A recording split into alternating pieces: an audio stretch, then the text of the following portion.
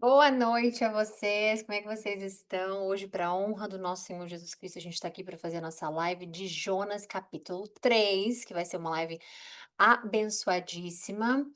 E a notícia que eu tenho é que o capítulo 13 e 4, que já é o final de Jonas, vai ser agora. Então a gente já pode finalizar, inclusive, o livro de Jonas nesta live, ok?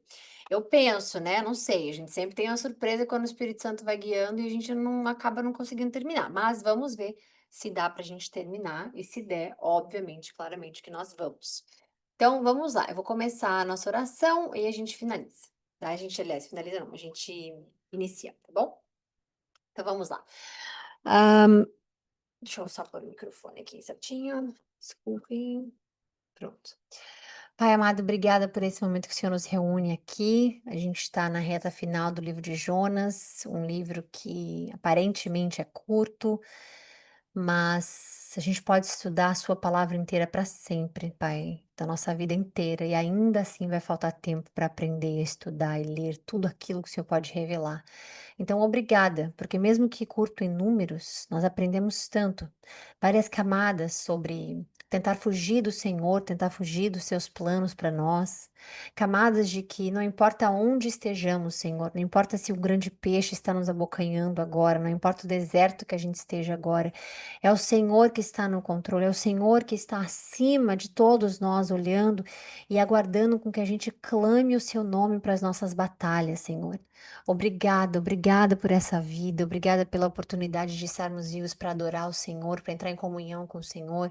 Obrigada pela oportunidade de ler a Sua palavra, de entrar na Sua palavra, Jesus. A gente fala isso com o coração cheio de gratidão, porque a Sua graça, ela não se explica, a Sua misericórdia, ela não se explica, e o privilégio de poder ler a Bíblia também não se explica. No mundo onde tantas pessoas não estão tendo acesso, no mundo onde tantas pessoas, Pai, não querem ler a sua palavra, nós temos acesso. E para gratidão, para a honra e a glória do seu nome, nós entregamos essa live nas suas mãos, Jesus. Que o Senhor nos livre dos males, que o Senhor nos livre das tentações, que o Senhor nos livre de tudo aquilo que faz a gente se afastar do Senhor por medo, como Jonas fez, ou por vergonha, ou por tantas outras coisas, Pai. Mostra para nós, nosso coração, pelo Espírito Santo, na sua palavra, que o Senhor quer a gente como nós somos, para que o Senhor possa nos transformar, Senhor. Nós não conseguimos sozinhos nos transformar, nós não conseguimos sozinhos nos perdoar, nós não conseguimos, Jesus. Precisamos do Senhor, mas a notícia boa para as pessoas que têm medo de se entregar é que com o Senhor nós temos a certeza da transformação. A gente tem a certeza do perdão, a gente tem certeza do amor. Então, te entregar as nossas vidas, te entregar os nossos projetos, nossos planos, nossos relacionamentos, nossa vida, Pai, é na verdade um alívio, porque carregar sozinho pesa e pesa muito. Obrigada, Jesus. Obrigada pela sua palavra mesmo, Senhor. Pede que nós entreguemos a Ti as nossas ansiedades, o fardo que a gente carrega. Obrigada, Pai. Para a honra e a glória do seu nome, a gente inicia essa live e que o Senhor nos abençoe, nos glorifique. E nós te glorificamos para que dos nossos lábios saiam sempre a gratidão a Ti, por quem somos, no nosso dia a dia, e nós só temos que agradecer. Obrigada, Senhor. Obrigada. Amém. Bom, então vamos lá, vamos começar aqui. O arrependimento, peraí, deixa eu só botar, por aqui para o lado um pouquinho. O arrependimento, eu tenho que mudar só a tela aqui, gente, porque eu fico com as duas abertas, né, do Zoom e da Bíblia. Então deixa eu, pronto, agora foi. Vamos lá então. A palavra do Senhor veio a Jonas pela segunda vez. A primeira a gente já sabe, que foi quando Deus chamou ele de fato para que ele fosse a Nínive e entregasse a Nínive aquela profecia que Deus tinha para a cidade de Nínive, que nós sabemos que hoje seria mais ou menos o Iraque, como nós já falamos. A palavra do Senhor veio a Jonas pela segunda vez, com esta ordem: vá à grande cidade de Nínive e pregue contra ela a mensagem que eu anuncio a você. Deus está sendo bem claro. Ele vai lá e fala de novo com ele, ou seja, Deus não desiste daquele que ele chama, daquele que ele clama para algo, algum propósito específico. Deus não desiste. É o mesmo chamado, é a mesma missão, só que agora com Jonas diferente. Na nossa vida vai ser assim, às vezes nós vamos estar no meio de uma missão, no meio de um chamado, no meio de e nós vamos aliás, propósito, né. Nós vamos estar no meio de um propósito e Deus vai nos permitir chegar aos, desertos da vida para que a gente se transforme. Então, o nosso propósito, ele não está somente ligado a nós. Mas a chance que o Senhor nos dá para que a gente aprenda como nos preparar para esse chamado não, para esse propósito. Então, às vezes, a gente passa por esses desertos, por esses grandes peixes na nossa vida uma vez, porque na segunda a gente ouve a voz de Deus e tudo muda, porque nós nos transformamos. Então, o que Deus faz agora com Jonas ele não desiste de Jonas, ele não desiste do chamado dele, do que ele tem que fazer para o propósito dele, só que agora Jonas é diferente. Então Deus nos transforma, basta a gente permitir que ele nos transforme para que a gente esteja prontos. Já perceberam que às vezes a gente fala assim: "Não é possível que eu estou passando por isso", e aí a gente luta contra, e a gente cai a gente cai num processo de pensamento que por que que Deus me abandonou? Por que que eu estou passando por isso? Quando na verdade Deus está dizendo: "Eu estou te preparando para aquilo ali". Mas porque você rejeitou a primeira vez, você está passando por isso para que você aprenda. Então, na próxima vez que eu chamar, na próxima vez que seu propósito tiver que ser reiniciado, digamos assim, você vai estar pronto. E com ele foi a mesma coisa, porque Deus não desistiu de Jonas, Deus chamou ele para a mesma coisa, o mesmo propósito, é a mesma profecia, falar com Nínive, e agora a diferença é que Jonas é um homem diferente, pelo que ele passou com Deus. Então, o que acontece, gente? O fracasso, ou então a perda, não anula o nosso chamado, não anula o nosso propósito. Às vezes a gente acha que só pessoas que se deram bem, só pessoas que enriqueceram, só pessoas que ficaram famosas, só pessoas que. E isso não tem absolutamente nada a ver com o propósito de Deus para a sua vida. E se tiver, não é pelo status, não é pelo que você vai conseguir, mas por quem você vai conseguir transformar através do Senhor. Então, quando alguém fracassa, quando alguém erra, quando alguém. Isso não cancela o chamado. Pelo contrário, se nós abrirmos o nosso coração, os nossos ouvidos espirituais, nossos olhos, a gente vai conseguir enxergar que Deus nos permitiu passar por um processo no qual hoje nós estaríamos preparados para fazer o que ontem nós não estávamos, né? E isso é uma coisa interessante, porque na Bíblia, várias coisas Deus repete. É o modus operandi que a gente fala, né? Várias coisas Deus repete, mas é porque quando ele está repetindo algo, não é punição, é a misericórdia dele sendo aplicada de novo para que a gente ele está ali oferecendo um recomeço para que a gente possa agora, preparados, agora, né, em uma outra situação, de uma outra forma. Mas se a gente rejeita esse aprendizado, a gente passa pelo mesmo ciclo em qualquer área que seja da nossa vida, uma vez, 2 vezes, 3 vezes, 4 vezes, 5, pode ser um looping infinito até que a gente de fato diga: "Ok, eu desisto de lutar contra, Senhor". E foi isso que aconteceu com Jonas. Então aqui agora Jonas já está escutando Deus, agora já é diferente, porque versículo 13 ele diz: "Jonas obedeceu a palavra do Senhor e foi a Nínive". Era uma cidade muito grande, sendo necessário 3 dias para percorrê-la. Jonas entrou na cidade e a percorreu durante um dia, proclamando: "Daqui a 40 dias Nínive será destruída". Então você imagina, entra uma pessoa na cidade, gritando aos 4 cantos, falando aos 4 cantos, professando aos 4 cantos, proclamando aos 4 cantos, que a cidade em que as pessoas estão vivendo, em 40 dias será destruída. Aí o que a gente vê? Novamente o número 3. Jonas obedeceu a palavra e foi a Nínive, era uma cidade muito grande, sendo essa 3 dias. O 3 sempre nos chama para isso, esse recomeço, essa morte e ressurreição, digamos assim, de quem somos. Então Deus está mandando dizer a eles que, olha, vocês têm uma chance. São 3 dias, porque Deus está colocando ali 3 possibilidades de que eles se arrependam. 3 possibilidades, né? E esses 3 dias que a gente vê assim: "Nossa, tá, a cidade é muito grande", mas, tipo, tá escrito que ela em 3 dias ele percorre a cidade, então ela é pequena. Normalmente, uma cidade que 3 dias fosse preciso percorrer, daria uns 90 quilômetros mais ou menos de diâmetro inteiro da cidade, né. Pra gente hoje isso pode ser grande, para eles naquela época, né, sem carro, sem moto, sem ônibus, sem metrô, sem pode ser um caminho muito longo, mas é importante a gente entender que era longo, ponto. Se nós quisermos, eh, quando o ser humano tenta aplicar o entendimento dele perante a Bíblia, dá errado. Quando a pessoa tenta pegar o entendimento e diz: "Não, não é possível. 3 dias de peregrinação, 3 dias passando pe" não é muita coisa, não é tão longo, não importa o que nós achamos. Se Deus escreveu que era tão grande, muito grande, que precisou 3 dias para percorrê-la, a sua percepção com a Bí com contra a Bíblia é a sua percepção, a palavra é a verdade. Então, às vezes, existem muitas discussões inúteis em relação à Bíblia Sagrada, que as pessoas criam contendas, o que é antibíblico, as pessoas criam rótulos, as pessoas criam doutrinas, as pessoas criam uma inimizade, né, com outras pessoas, porque não, tá escrito que era uma cidade muito grande, mas 3 dias só? 3 dias você não percorre nem o interior da cidade que eu vivo, e por aí vai. É o que Paulo falava, essas discussões inúteis não acrescenta na sua fé. Essas discussões inúteis que os homens tentam fazer o tempo inteiro, mas foi isso ou não foi isso? É dessa forma ou não é dessa forma? Eu entendo a parte de estudar.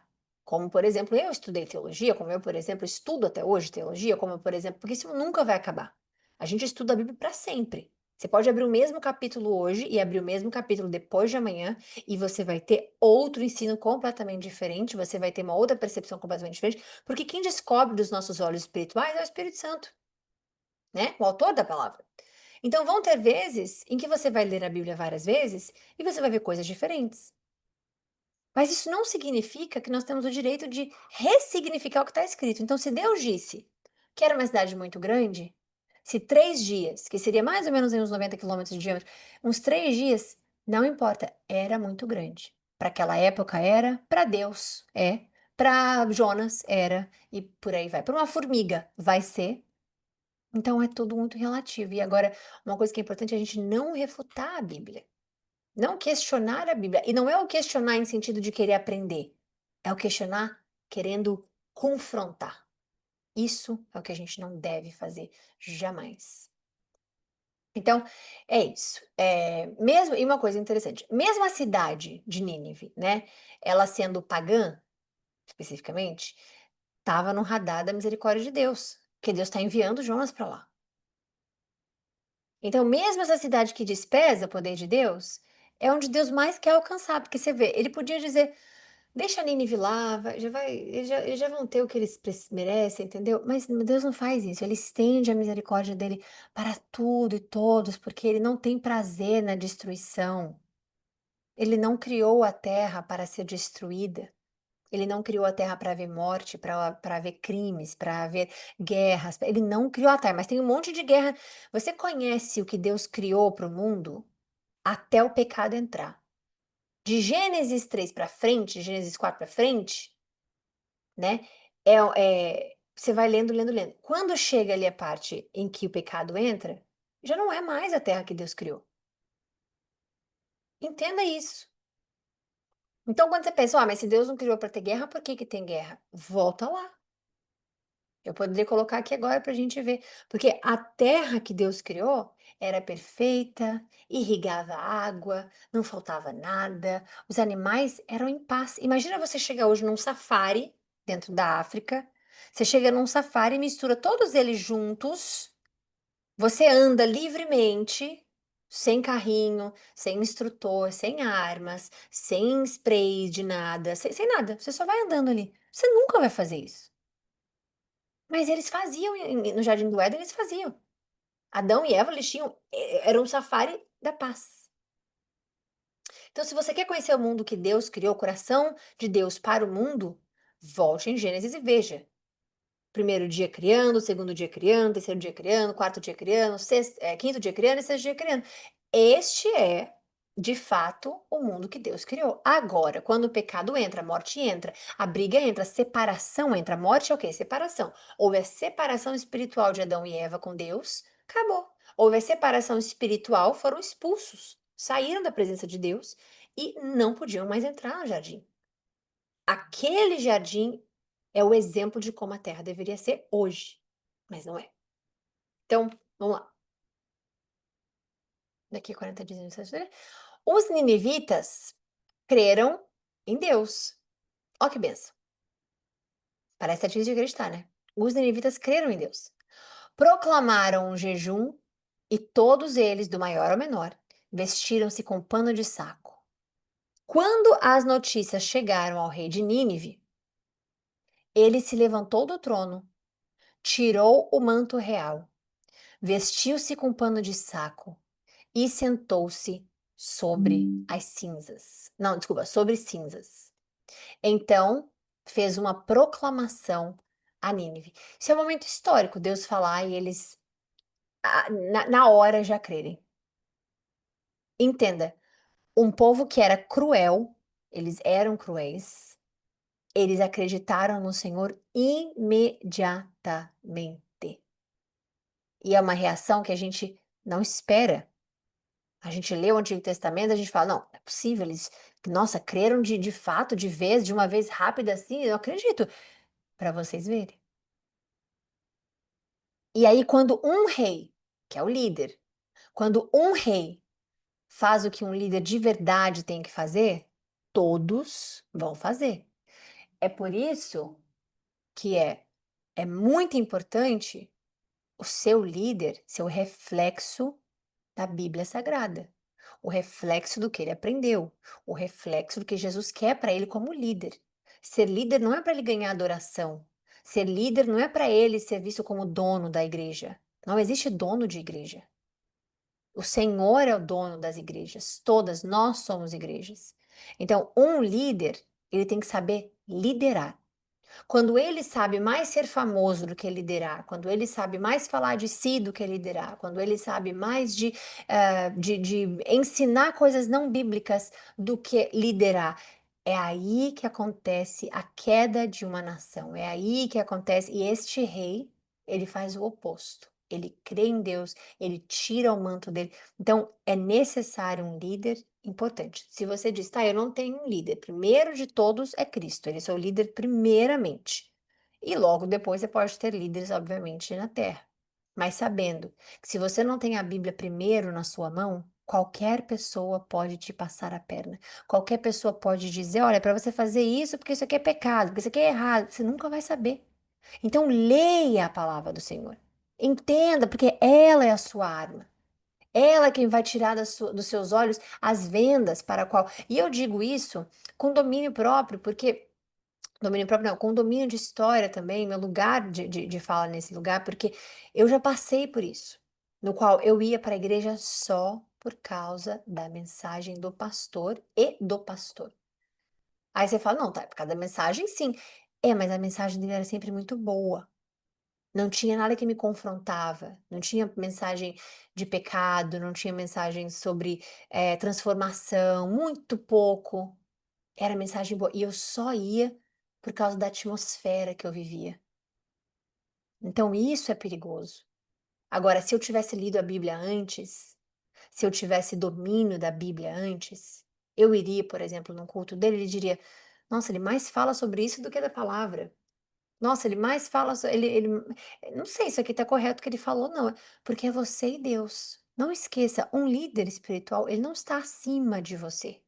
Ele está numa posição de liderança acima de você, mas se ele erra, e se ele leva todo um povo a perecer, não tem isso, porque Deus não olha com níveis para as pessoas.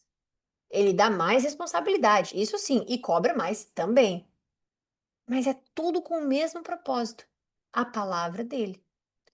Então você que estuda, você que lê a Bíblia, você que tem essa comunhão, faz essa comunhão com Deus, você pode ir em qualquer lugar, qualquer igreja, que você vai ter domínio da palavra e vai dizer: "Essa é para mim, essa não é para mim. Essa eu acho que fala um pouco mais próximo do que essa não". E isso É um direito que você, como cristão, tem. E aí, se um líder fica mal porque você repensou, porque você tá errado. Você precisa estar no lugar onde você está sendo alimentado, alimentada.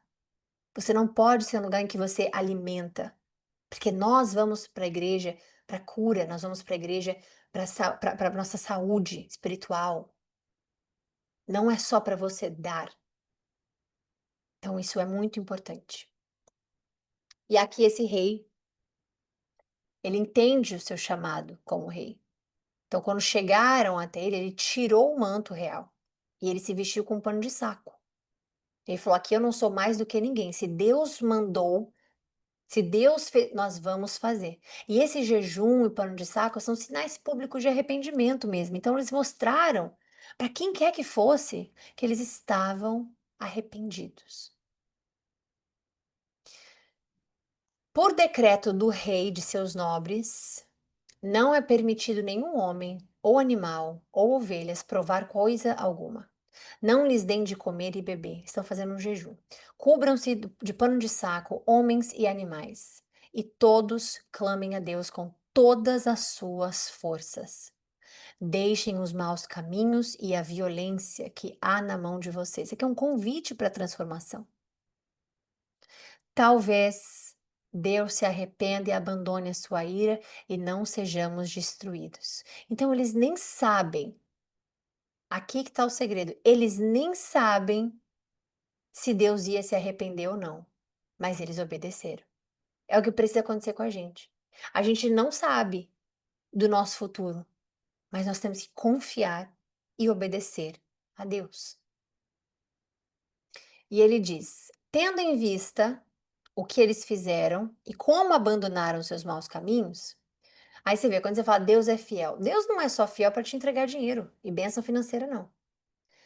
Deus, talvez Deus se arrependa e abandone a sua ira e não sejamos destruídos. Ali é por pura fé.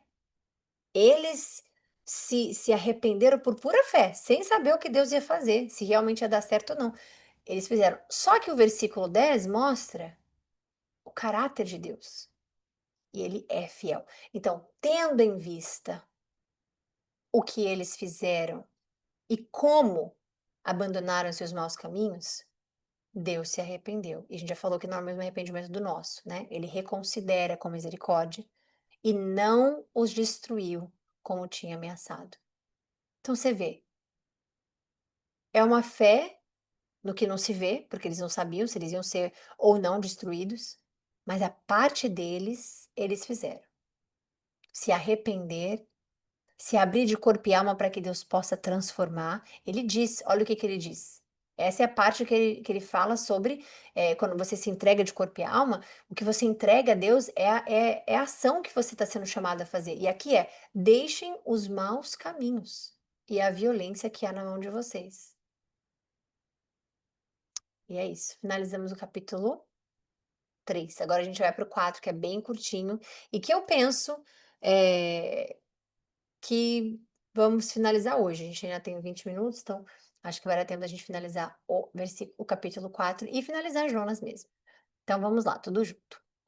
Jonas, porém, ficou profundamente descontente com isso e enfureceu-se. Veja bem, Jonas não gostou, porque ele tinha que estar feliz que o povo realmente, de fato, né? Mas ele não gostou que Deus perdoaria a Nínive, que ele perdoou Nínive, que Deus, né? Ele não gostou. E por que que ele não gostou?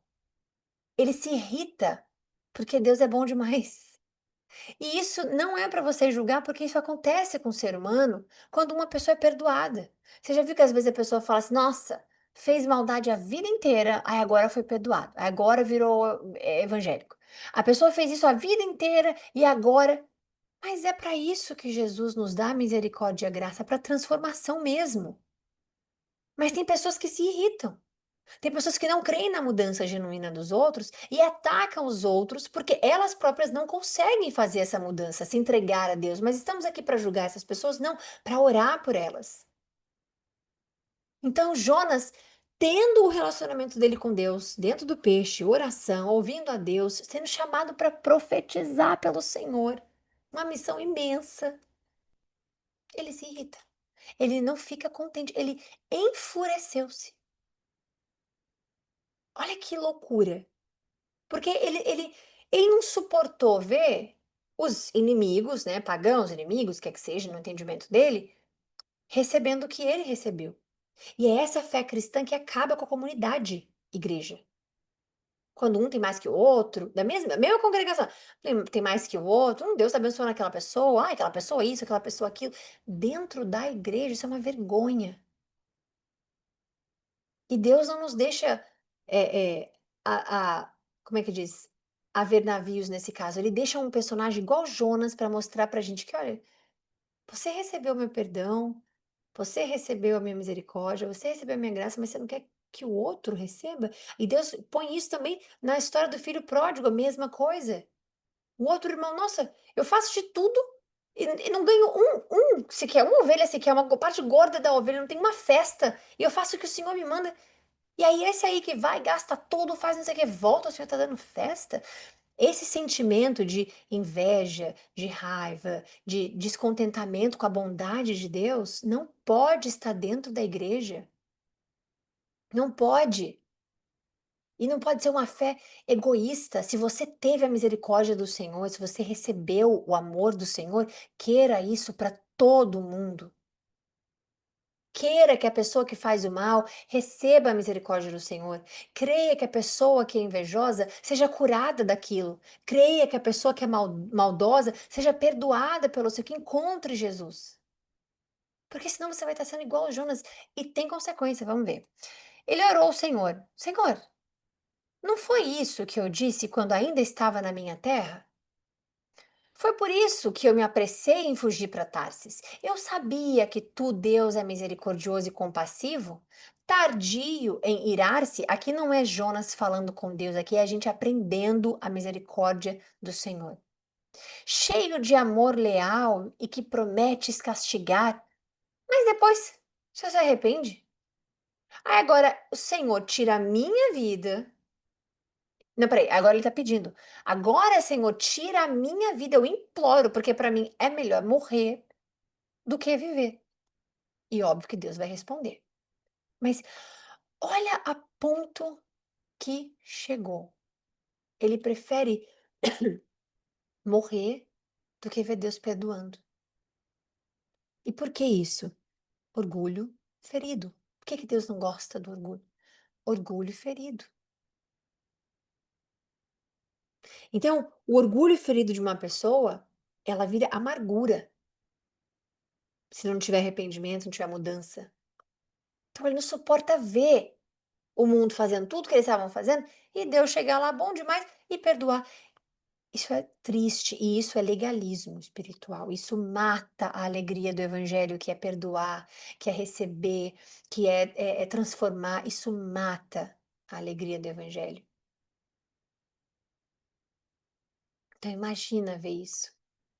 A lei, o legalismo, as pessoas achando que conhecem Deus, ou que Deus, que tem que escolher quem Deus tem que perdoar, as pessoas têm que escolher quem Deus tem que dar sua segunda chance, e ele não suporta isso. Isso é perigoso demais, porque mata o âmago do evangelho. Imagina se Jesus, todo mundo que foi pedir a Jesus, Jesus dissesse: eu não, você fez mal demais, vai morrer com seus pecados, vai para o inferno. Imagina se Jesus fizesse isso. E isso é perigoso porque mostra onde é que está o seu senso de justiça. Porque uma pessoa sem senso de justiça, ela se afasta da compaixão, perece na frente do Senhor, porque Deus é compaixão. E se você recebeu, queira para o seu próximo receber igual. Então, amar o seu inimigo não é difícil se você entende essa raiz lá de trás. Por isso que é importante o Antigo Testamento. Se você entende que se você recebeu, outros também precisam. E Deus responde. Ele diz, espera 4 aqui. O Senhor respondeu: Você tem alguma razão para essa fúria? Deus olha como Deus é. Ele não deu bronca em Jonas. Ele falou: "Você tá maluco? Deus não falou algo como: "Jonas, você perdeu a noção do perigo? Por que que você tá assim? Por que que você tá com inveja? Por que coisa é essa? Que história é essa? Você é doido?" Não, ele não faz isso. Deus fala, ele faz o quê? Ele responde com uma pergunta. Então ele não dá bronca, ele faz com que Jonas entenda o que está acontecendo. Uma pergunta sendo perguntada várias vezes como uma resposta, digamos assim, não sendo uma resposta, mas como pergunta, é sempre bom para fazer a pessoa pensar no que ela vai responder. Já viu que Jesus sempre respondia assim, com uma outra pergunta? Jesus nunca respondia uma coisa direta e reta assim. Era sempre: "É tu que dizes", etc, etc, né. "O que faria aqui agora?" E isso é o modus operandi, porque se Jesus, que é Deus em Filho, faz isso, Deus em Pai também vai fazer. Então é a mesma coisa, você vê, não muda, o caráter não muda. Então, você tem alguma fúria por essa razão? Deus está conversando, ele não está rejeitando Jonas. E é isso que a gente precisa entender. Às vezes você acha que Deus vai chegar até você com a ira ou com castigo, e tudo que ele quer é não te rejeitar, mas te aceitar. Então ele pergunta: quais são seus pecados? Não para você ter vergonha, mas para você confessar a Ele quais são seus pecados. O que que te faz ser uma pessoa XYZ? O que está te distanciando de mim? É uma pergunta que Deus faz. E aí ele fala para Jonas: porque você tem alguma razão para essa fúria? E Jonas saiu e sentou ali num lugar a leste da cidade. Ali construiu um abrigo, sentou-se à sua sombra e esperou para ver o que acontecia com a cidade. Então, Jonas senta e fica ali: "Vou esperar o juízo, eu vou esperar que aconteça", porque ele ainda estava esperando que Nínive caísse, que eles todos morressem. Aí ele faz lá uma tendazinha para ele ficar, se afasta da cidade, fica de longe, né, porque ele não vai estar dentro dela, ele vai para longe para poder ver, né. E aí, quem não entende essa graça do Senhor, fica só de longe assistindo o que ele faz para os outros. E aí quer fazer parte disso, mas não se aproxima para fazer parte disso. Então é fácil estar de longe e querer o mal, tá de longe e criticar, tá de longe e se afastar de Deus, tá de longe e só julgar, só apontar dedos, é fácil fazer isso. O difícil é você entrar para a misericórdia, você entrar para a transformação, você entrar e dizer: Senhor, tá aqui a lista de coisas que eu fiz, faço na vida, que eu gostaria do seu perdão, que eu preciso do seu perdão. Construiu um abrigo, então, o Senhor Deus fez crescer uma planta sobre Jonas, porque Deus, ele não é só Deus, ele é Pai. Então ele ainda cria uma planta sobre ele, cuidando dele, para trazer para Jonas sombra, abrigo, conforto, para dar sombra à sua cabeça e livrá-lo do calor. Olha que pai é esse? Que ao invés de castigar especificamente, ele quer entender o seu filho e transformar o seu filho. É isso que ele quer, transformar todos nós. O que deu grande alegria a Jonas. Então, quando ele vê que ele recebe o amor de Deus, esse carinho de Deus, ele recebe com alegria. Ele fica feliz. Mas veja, ele está feliz em uma coisa que é egoísta. É uma sombra dele, para ele, é um conforto ali para ele, tudo dele, né? Contudo, porque Deus, como a gente falou agora, ele é pai, ele não é Papai Noel. Então, como ele é pai, ele também ensina. Na madrugada do dia seguinte, Deus mandou um verme atacar a planta e ela secou. Ao nascer do sol, Deus trouxe um vento leste muito quente e o sol bateu na cabeça de Jonas a ponto dele quase desmaiar. Com isso, desejou morrer e disse: para mim é melhor morrer do que viver.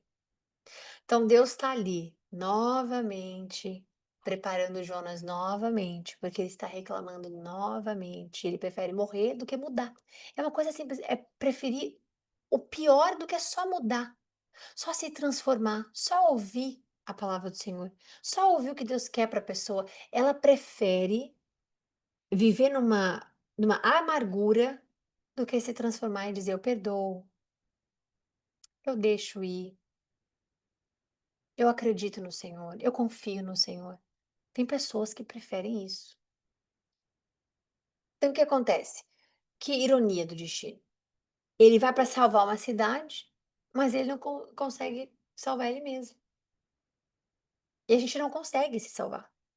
A gente não consegue se salvar, a gente precisa dele.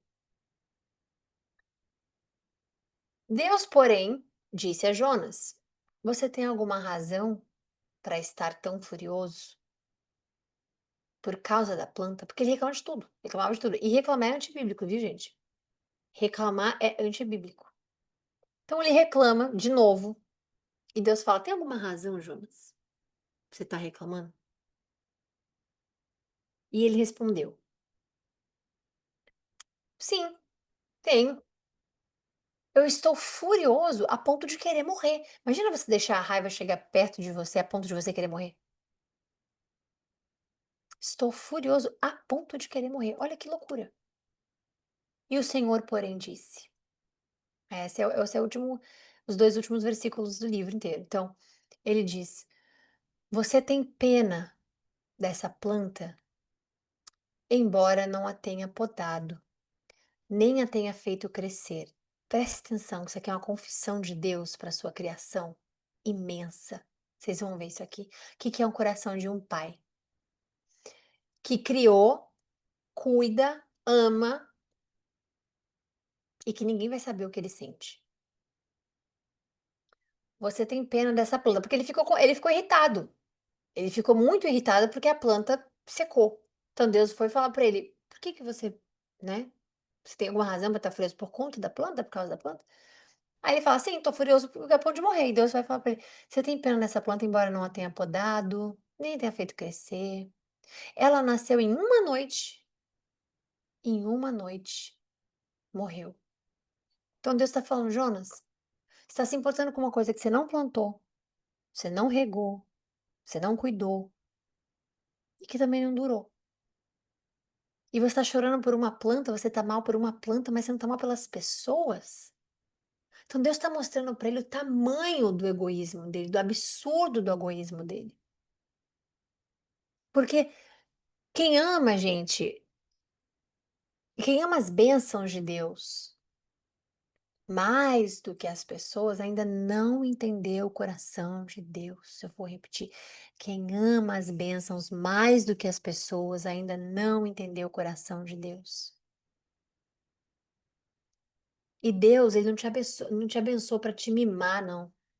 É para te moldar mesmo, com as coisas que você recebe, de como você vai mudar o seu caráter por isso. Tem pessoas que chegam num lugar que o ego chega tão alto que a pessoa esquece de Deus, as pessoas esquecem de onde vieram, as pessoas esquecem. Então, esse egoísmo, Deus está mostrando para ele: Jonas, você tá mal por conta de uma coisa que você não criou, não fez, não cuidou, e as pessoas não. Contudo, Nínive tem mais de 120.000 pessoas que não sabem distinguir a mão direita da esquerda, além de muitos animais. Não deveria eu ter pena desta grande cidade? Então, o livro, gente, para essa bênção que é, ele termina assim, nesse silêncio. E eu acredito muito que esse seja um versículo de convite para nós.